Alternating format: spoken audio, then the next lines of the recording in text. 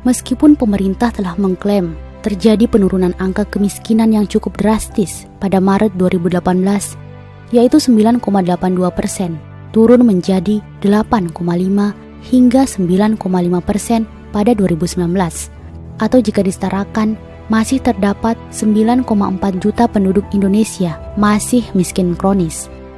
Namun, Bank Dunia dalam laporan berjudul Aspiring Indonesia Expanding the Middle Class menyebutkan bahwa sebanyak 115 juta atau 45% masyarakat Indonesia berpotensi menjadi miskin kembali.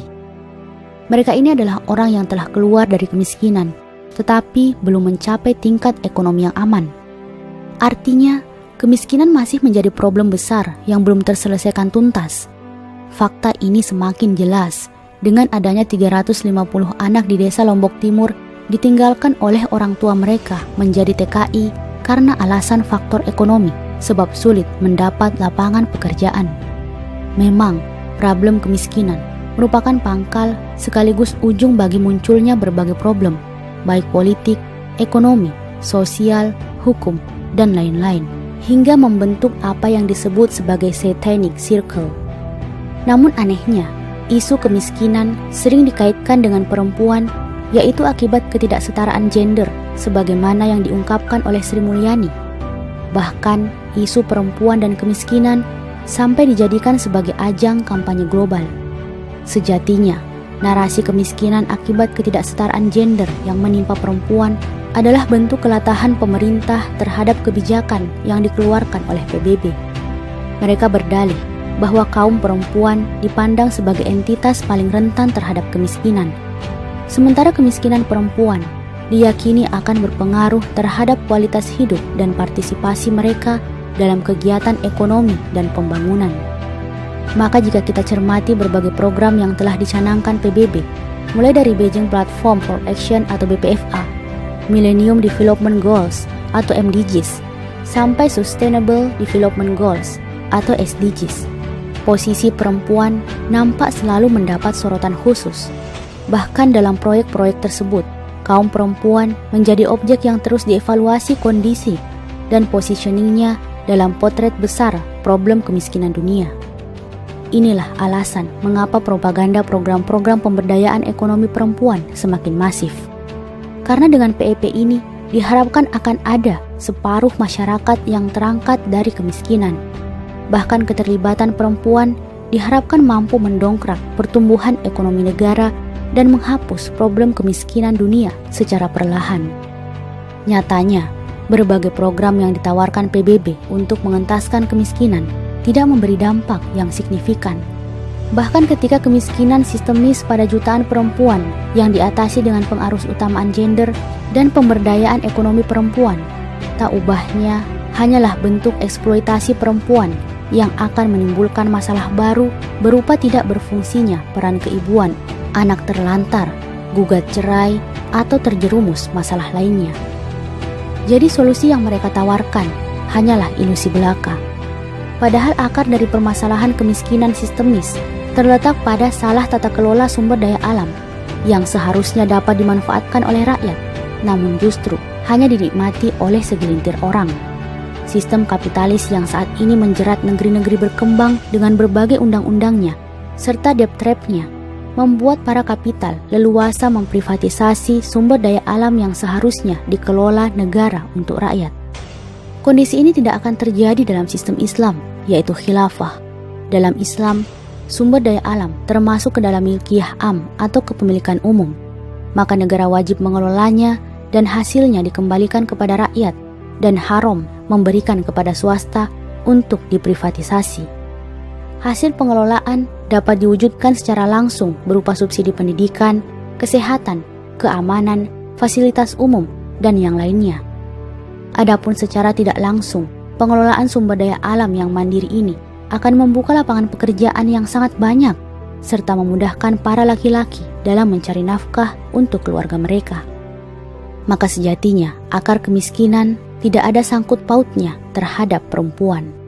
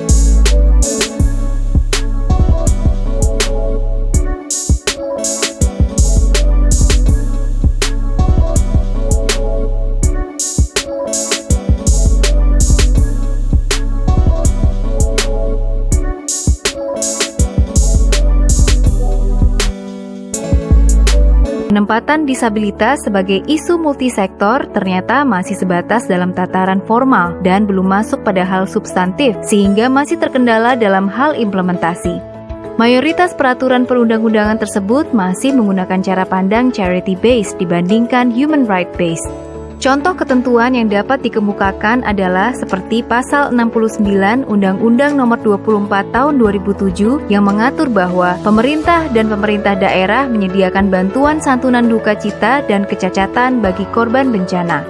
Dalam pasal itu, kondisi kecacatan menjadi patokan dalam pemberian hak, sehingga pertimbangan yang muncul adalah karena rasa belas kasih kepada kondisi fisik seseorang. Seharusnya suatu kebijakan mengintervensi pada pemenuhan hak dan upaya menghilangkan hambatan, bukan pada bantuan dana yang dianggap menjadi satu-satunya kebutuhan dari seorang penyandang disabilitas, sehingga permasalahan dipandang sangat sederhana. Bahkan bantuan dana pada dasarnya tidak dibutuhkan apabila hal yang mendasar seperti mendapatkan fasilitas pengobatan, fasilitas kembali mendapatkan pekerjaan, dan aksesibilitas dapat dipenuhi, sehingga tidak ada hambatan yang terjadi pasca kecelakaan. Masih lekatnya cara pandang charity-based pada ketentuan terkait dengan penyandang disabilitas banyak disebabkan karena adanya ketentuan dalam Pasal 5 Ayat 2 Undang-Undang Nomor 11 Tahun 2009 yang menjadikan kecacatan pada seseorang sebagai kriteria masalah sosial. Ketentuan itu berhasil membuat stigma bahwa penyandang disabilitas adalah pembawa masalah. Ketentuan itu sangat kental dengan cara pandang medis yang melihat seseorang penyandang disabilitas sebagai manusia yang tidak normal. Ketentuan itu sudah ada dari tahun 1974, yaitu ketika mulai diundangkan Undang-Undang Nomor 6 Tahun 1974 tentang pokok kesejahteraan sosial. Cara pandang tersebut masih terus dipertahankan dan sangat mempengaruhi cara pandang dan perumusan kebijakan, terutama dalam pembentukan peraturan perundang-undangan. Salah satu bukti kuatnya akar pemahaman tentang pasal itu adalah diserahkannya isu disabilitas secara khusus menjadi urusan Kementerian Sosial. Hal substantif lain yang dapat dianalisa untuk melihat aspek multisektor dalam isu disabilitas adalah terkait dengan syarat jasmani dan rohani untuk pengisian jabatan tertentu. Ada pihak yang menganggap itu penting agar seseorang yang menempati suatu jabatan itu tidak terhambat dalam menjalankan tugasnya. Argumentasi itu mendapat kritikan karena syarat jasmani dan rohani terkadang tidak fokus pada melihat potensi hambatan, tetapi sekedar melihat kondisi fisik seseorang yang belum tentu menghambat seseorang dalam menjalankan tugasnya. Syarat itu pun kerap mengklasifikasikan disabilitas sebagai faktor yang tidak layak dianggap sehat jasmani atau rohani. Terlepas dari perdebatan yang ada, pencantuman syarat sehat jasmani dan rohani dalam proses pengisian suatu jabatan sudah menjadi lumrah pada saat ini. Bahkan dalam Pasal 6 Ayat 1 Undang-Undang Dasar Negara Republik Indonesia 1945 mengatur bahwa seorang presiden dan wakil presiden pun dipersyaratkan harus sehat jasmani dan rohani. Dalam perspektif HAM, kesehatan jasmani dan rohani jelas tidak bisa menghalangi seseorang untuk mendapatkan hak politiknya ataupun hak kesamaan kesempatan berdasarkan atas hukum. Aspek jasmani dan rohani hanya digunakan sebagai catatan dan bahan pertimbangan, terutama setelah yang bersangkutan menjalankan tugasnya. Oleh karena itu, syarat sehat jasmani dan rohani tidak dapat menjadi syarat yang menentukan terpilih atau tidaknya seseorang. Berbeda dengan pandangan dalam aspek medis, kesehatan jasmani dan rohani menjadi sangat penting karena kondisi tidak sehat jasmani dan rohani adalah tidak normal atau sakit. Hal berikutnya yang perlu diperjelas dalam hal ini adalah posisi disabilitas. Apakah termasuk dalam situasi sehat jasmani dan rohani atau tidak? Dalam konteks peraturan perundang-undangan, terutama dalam level undang-undang, pengaturan mengenai sehat jasmani dan rohani mengalami perubahan. Pada Pasal 1 Angka 9 Undang-Undang Nomor 4 Tahun 1979 menegaskan bahwa kecacatan adalah kondisi terhambatnya jasmani dan rohani, sehingga dapat dikatakan bahwa kondisi cacat adalah kondisi tidak sehat jasmani dan rohani. Ketentuan itu bertahan selama hampir 26 tahun sebelum disahkannya Undang-Undang Nomor 14 Tahun 2005 yang pada penjelasan Pasal 8 dinyatakan bahwa cacat tidak masuk dalam kriteria jasmani dan rohani. Selanjutnya, ketentuan itu dirujuk lagi dalam Undang-Undang Nomor 8 Tahun 2012 dan Undang-Undang Nomor 5 Tahun 2014 yang menegaskan hal yang sama. Dengan adanya ketentuan tersebut, maka dapat dikatakan bahwa pengisian jabatan seorang presiden dan wakil presiden tidak memperhatikan kondisi disabilitasnya.